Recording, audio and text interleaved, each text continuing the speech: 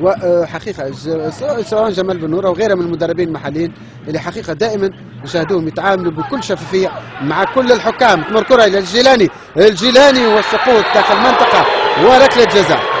ركله جزاء لمصلحه فريق الاهلي. الدقيقه العشرين وبطاقه صفراء في وجه محمود فايد. سنتابع الاعاده. اذا ركله جزاء. تابع الاعاده. تمر الكره ناحيه عبد المجيد الجيلاني. محمود فايد. بطاقه صفراء وركله جزاء في الدقيقه العشرين.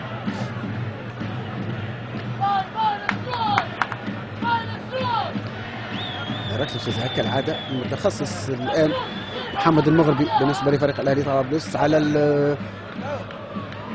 الكره. ربما ينتظر محمد نشوش ان يتعلق ويبعد هذه الكره.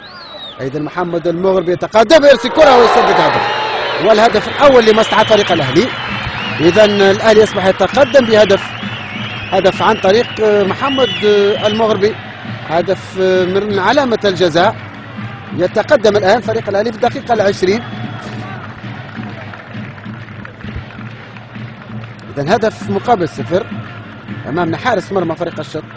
قلت حارس متميز حقيقة، حارس مبدع، وربما لاحظنا كل المباريات السابقة كان يؤدي بشكل رائع جدا الحارس محمد نشوش. تابعوا الإعادة.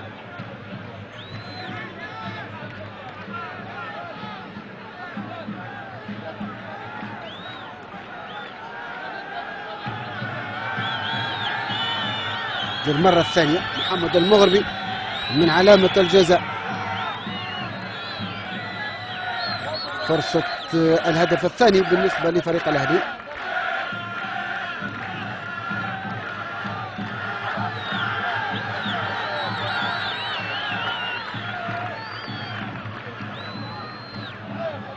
هذه إعادة للكرة من زاوية أخرى.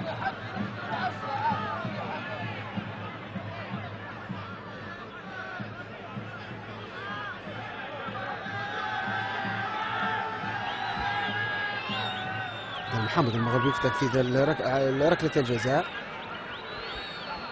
ستحمل الجديد الدقيقة 41 من عمر الشوط الأول على مستوى النتيجة. محمد المغربي في مواجهة ثانية. محمد المغربي ينجح هذه المرة على يسار الحارس محمد نشنوش اللي تابع الكرة.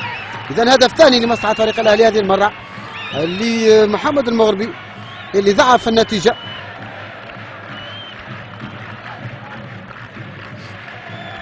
هدف ثاني لمصلحة فريق الأهلي. وأمامنا جمال بن نور وجانب من جماهير فريق الأهلي. تابع الإعادة. يضع الكرة في الزاوية اللي تحرك لها محمد نشنوش واللي حاول أن يتابع الكرة. تابعوا. يضع الكرة والمتابعة الدقيقة للحارس محمد نشنوش وينجح.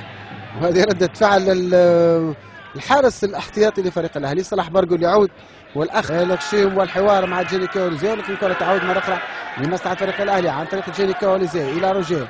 عندما يلعب كرة في الجهة اليمنى ناحية التيجاني. محمد التيجاني تمر لعبد المجيد. يلعب الكرة بالعرض. روجيه ممكن يسدد كرة. والهدف الثالث. الهدف الثالث لمصلحة فريق الأهلي. روجيه تاندوما ينجح في إضافة الهدف الثالث بعد مرور 16 دقيقة من عمر الشوط الثاني. قلت بالنسبة لخط دفاع فريق الشط